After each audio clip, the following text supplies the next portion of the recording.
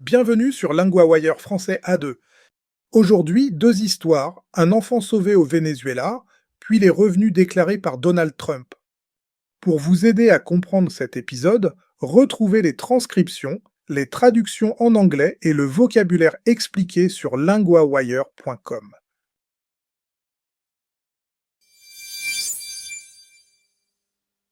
Nous commençons au Venezuela après deux forts séismes. Avec nous, Claire, correspondante LinguaWire pour les urgences et la société. Bonjour Louis. Claire, il y a une nouvelle très forte autour d'un petit garçon. Oui, le garçon s'appelle Kleiber Moren, il a 2 ans. Il a été retrouvé vivant sous les décombres de sa maison. Il était resté là pendant 6 jours. 6 jours, c'est très long. Où cela s'est-il passé? Cela s'est passé dans l'état de la Guaira, au nord du Venezuela. Après son sauvetage, Kleiber a été transporté dans un hôpital à Caracas, la capitale. Qui est avec lui maintenant? Sa tante, Andreina Sarmiento, est près de lui. Elle a 23 ans, elle reste à son chevet et elle lui tient la main. Comment a-t-elle réagi quand elle a appris la nouvelle? Elle a raconté à la BBC qu'elle était tombée par terre.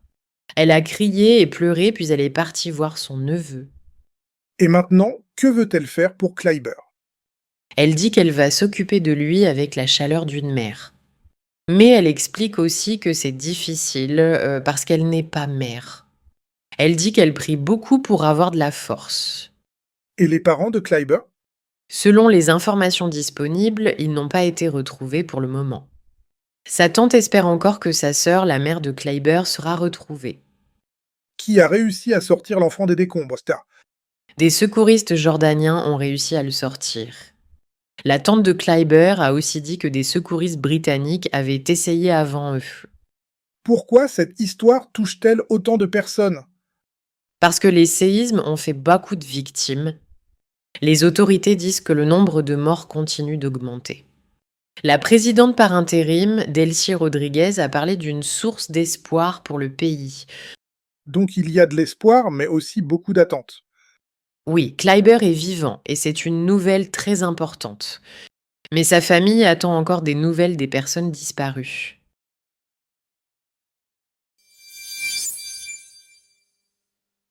Nous allons maintenant aux États-Unis. Avec nous, Hugo, correspondant LinguaWire pour la politique américaine et l'économie. Bonjour Louis. Hugo, un nouveau document parle des revenus de Donald Trump. Que dit-il? Ce document dit que Donald Trump a gagné au moins 2,2 milliards de dollars en 2025. C'était sa première année de retour à la Maison-Blanche. D'où vient ce chiffre? Il vient d'une déclaration financière obligatoire. C'est un document que le président doit publier. Cette déclaration a été rendue publique mardi. Pourquoi ce chiffre fait-il débat?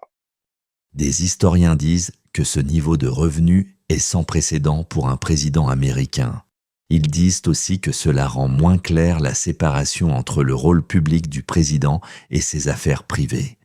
C'est donc une question de limite. Oui, le débat porte sur les conflits d'intérêts.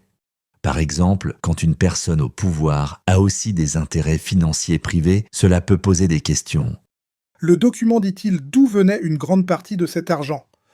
Oui, selon la déclaration, 1,4 milliard de dollars venaient du secteur des crypto-monnaies. Ce sont des monnaies numériques, utilisées en ligne. Il y a aussi un autre chiffre important.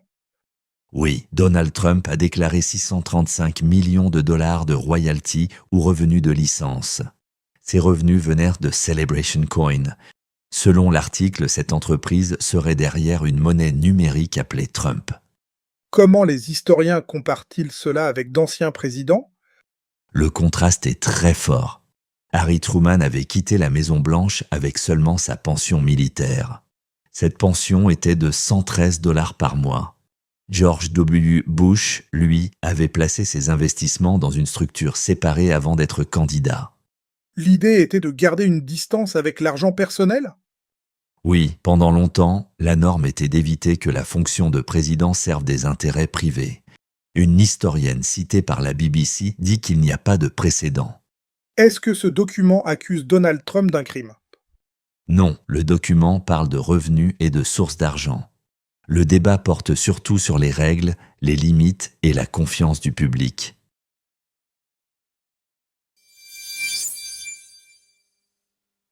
Passons au rappel de langue. Première partie, 3 expressions utiles dans l'histoire de Kleiber. Première expression, s'occuper d'eux. Cela veut dire prendre soin de quelqu'un ou de quelque chose. Dans l'histoire, la tante de Kleiber veut s'occuper de lui. Nouvel exemple. Ce soir, je m'occupe du dîner. Deuxième mot, retrouver. Cela peut vouloir dire trouver une personne ou une chose après l'avoir cherchée. Dans l'histoire, Kleiber a été retrouvé vivant. Nouvel exemple. J'ai retrouvé mon téléphone dans mon sac. Troisième mot, les décombres. Ce sont les morceaux d'un bâtiment détruit. Dans l'histoire, Kleiber était sous les décombres de sa maison. Nouvel exemple. Après la tempête, la rue était pleine de décombres. Deuxième partie, 2 expressions utiles pour comprendre les informations. Première expression, selon. On l'utilise pour dire d'où vient une information. Dans l'histoire, selon la déclaration financière, Donald Trump a gagné au moins 2,2 milliards de dollars. Nouvel exemple, selon le médecin, elle doit se reposer. Deuxième expression, au moins. Cela veut dire pas moins que. Dans l'histoire, le document parle d'au moins 2,2 milliards de dollars. Nouvel exemple, il faut au moins 10 minutes pour aller à la gare. New this month, the LinguaWire Field Guide. For every news theme, it gives you the 50 keywords to know, the most important verbs and conjugations that cover 90% of the full month's news podcast episodes, and lesson sheets on the fundamentals, how sentences are built, how the articles work, with flashcard practice to test yourself on all of it. Find it at linguawire.com guide.